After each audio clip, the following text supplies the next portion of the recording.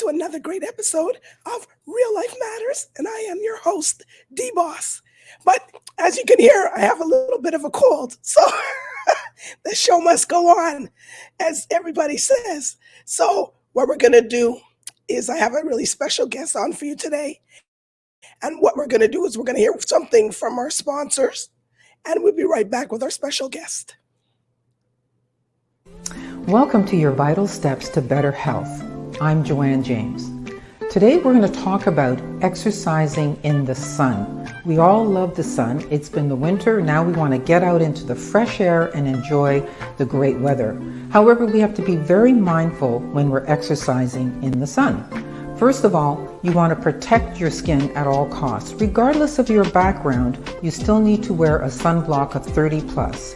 Also, you want to make sure you're wearing a hat to protect your facial skin, as well as glasses to protect your eyes. Also, make sure that you hydrate as you're doing your activities. Sometimes you won't feel that you're thirsty, but in actual fact you are. So make sure you drink. Don't wait to become dehydrated first. And listen to your body. If you start feeling a little nauseous or dizzy or fatigued, that might be signs of a heat stroke. Get into the shade, sit down, and call somebody to assist you. Being out in the sun and exercising is great, but you have to be very, very, very aware of where you are, what you're doing, and make safety your top priority. I'm Joanne James, and this has been your Vital Steps to Better Health and Fitness. See you next time. Thank you, Joanne James, for that. And today we have somebody from where my parents come from, and he's going to tell us about everything that's happening with him. And no further ado, I introduce to you Eric Lewis MADD.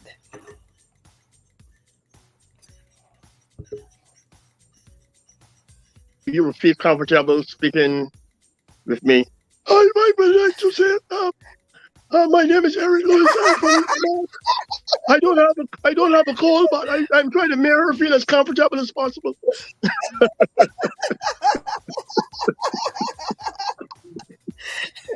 Yeah, the show has to go on. So It does.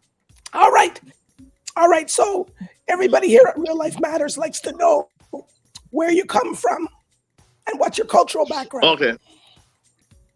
Well, I am Barbadian, as we say, Bajan. That goes without saying. The home now, I think Rihanna is probably the most popular person to ever come to Barbados. So, the home of Rihanna. She also went to school at my alma mater, Commonwealth School. That is where the group MADD was formed at Commonwealth School. So you can see that Commonwealth produced a lot of talent. Yes, I've been doing comedy, writing songs, performing since the early 80s. We've done a bit of touring. Like we're going to be in Toronto this weekend to help celebrate Barbados independence.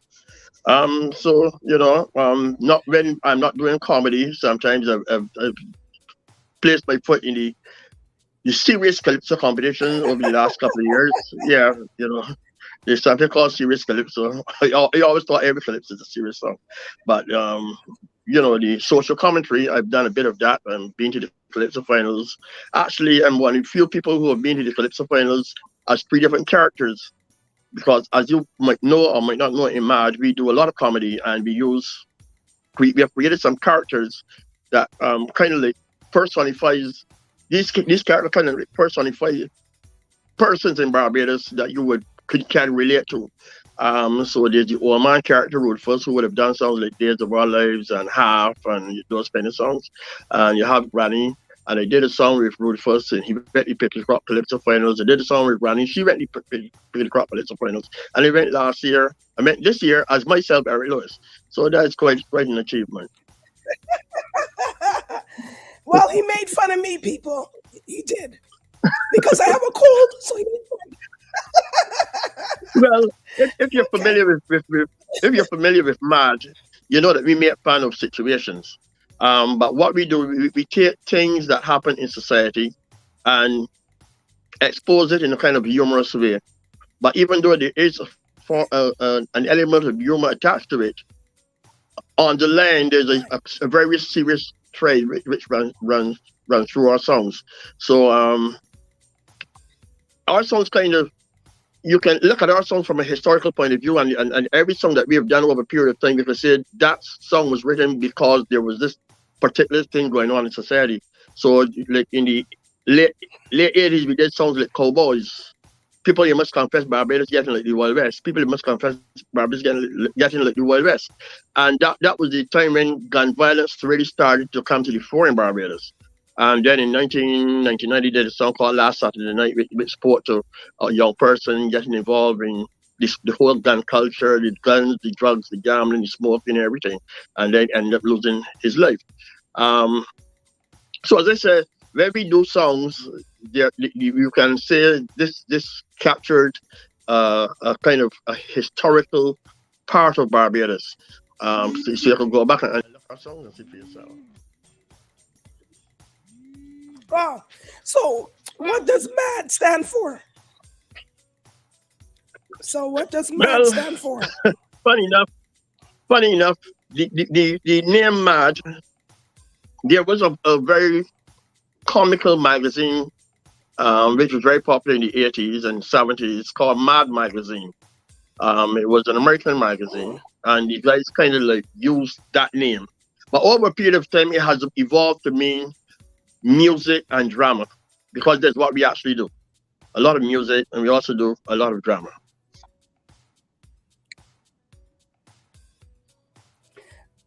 And especially you. Well, yes. There's Kevin.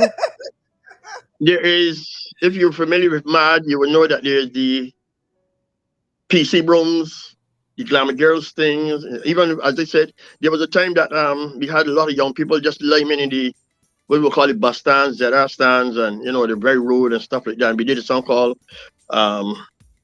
Maddie School Patrol, which was very, very, very popular through the Caribbean and everything. My character, I also do the very famous or infamous or notorious Queen Archibald Cox, which is kind of like a drag queen kind of character. But the character is very, very popular, extremely popular in Barbados. And we have a radio program which we do every Thursday on CBC 98.1 to 1 from 5 o'clock until 6 o'clock.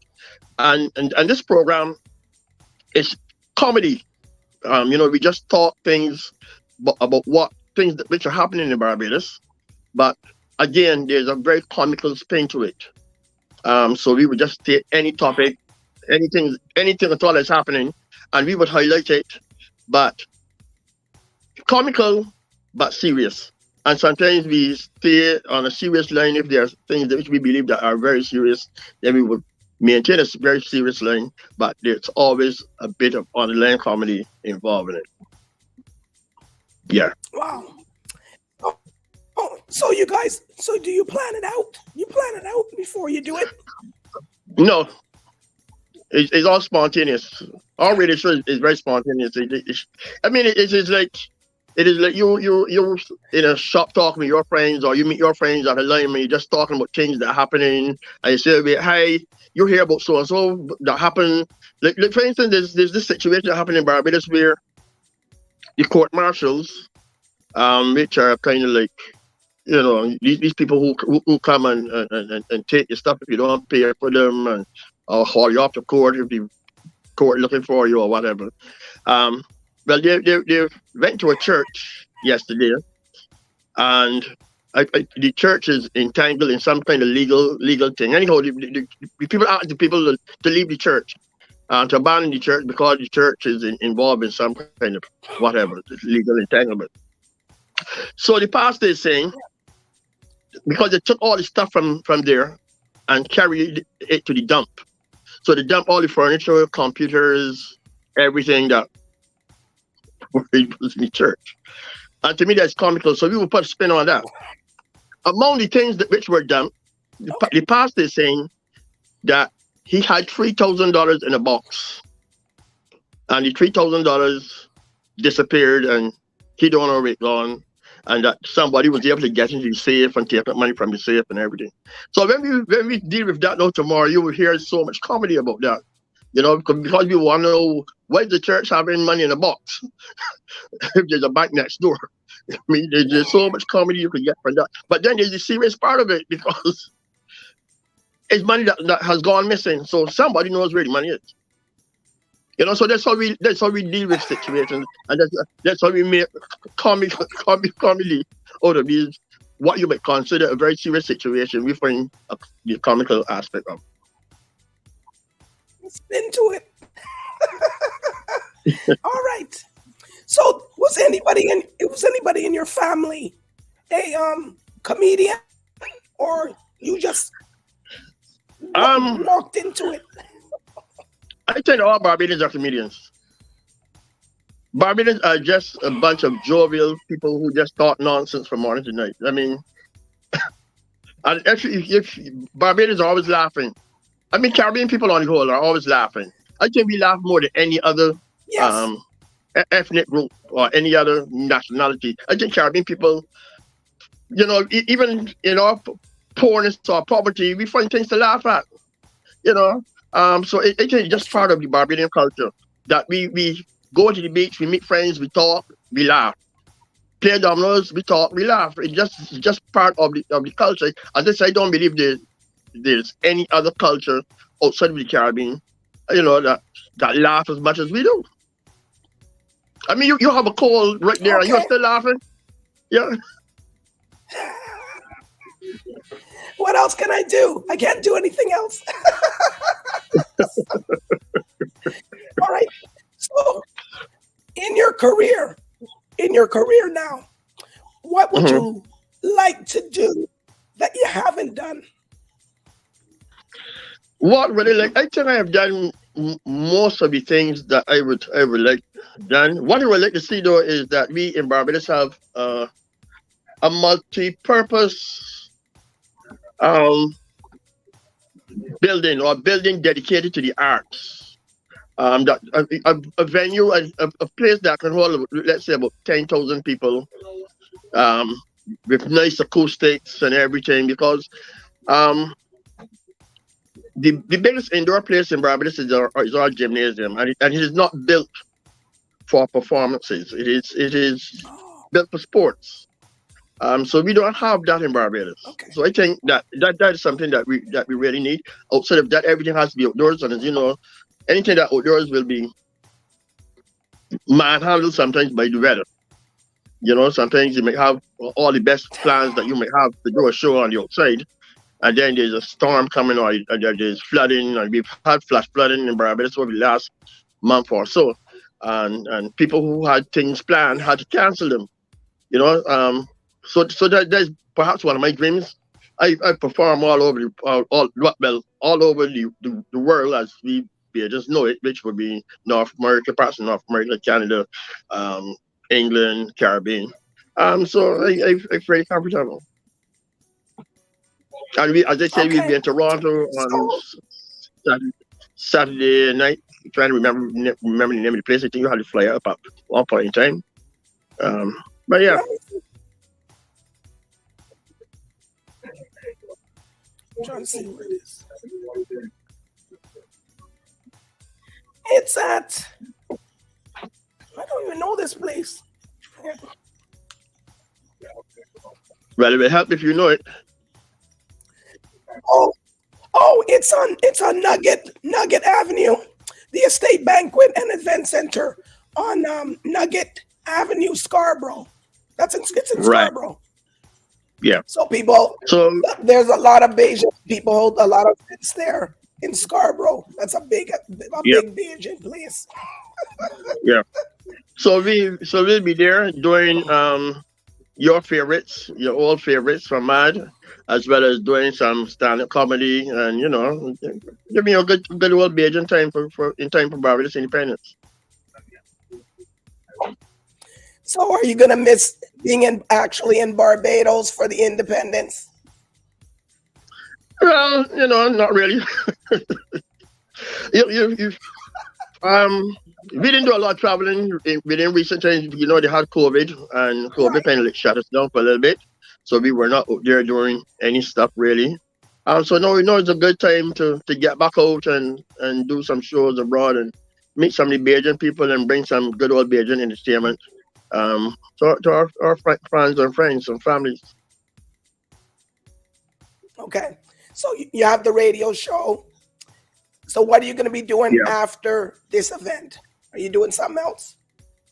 No, I've decided after on Saturday night I'm going to spend a little time with some relatives I have in Toronto.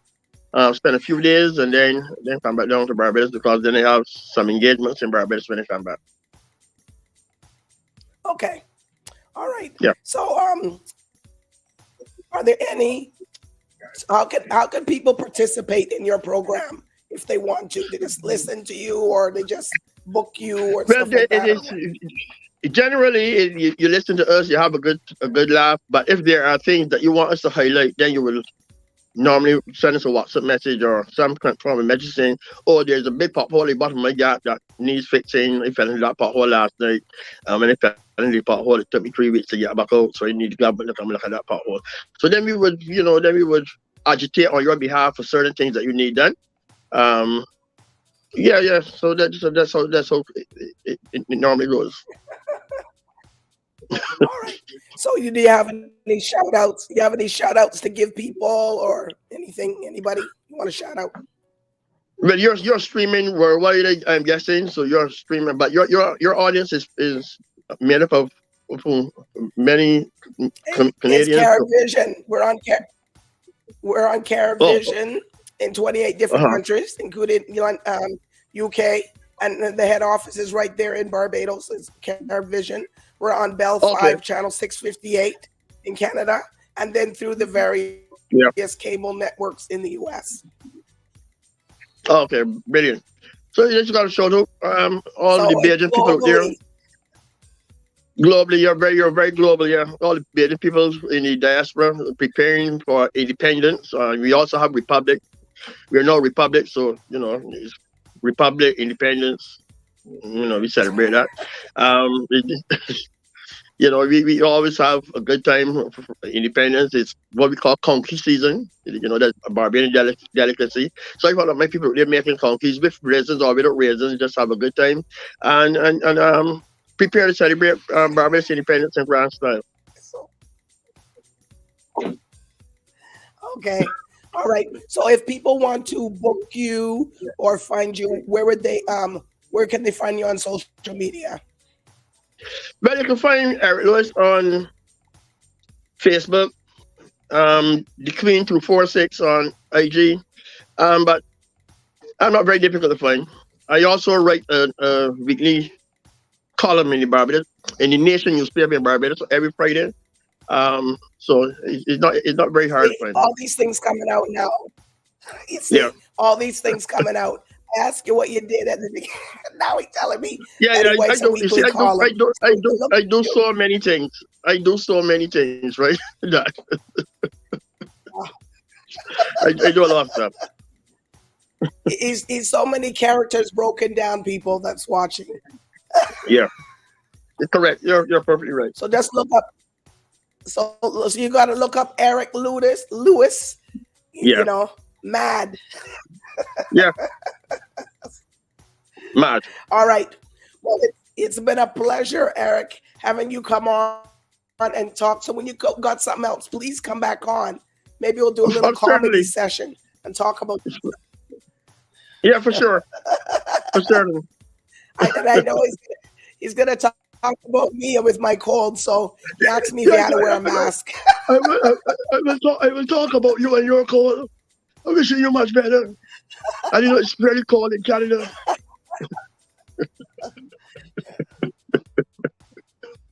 So you continue that. Huh? Yes, I will. Yeah. You and your team, you have a very good evening.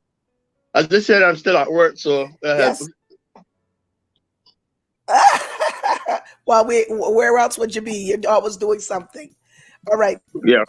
So I do want to thank everybody for watching tonight here with Eric Lewis, MADD. You guys go support them. He's going to be up here in Toronto. Go to the Barbados Independence and everybody. So good night and bye for now. Bye-bye.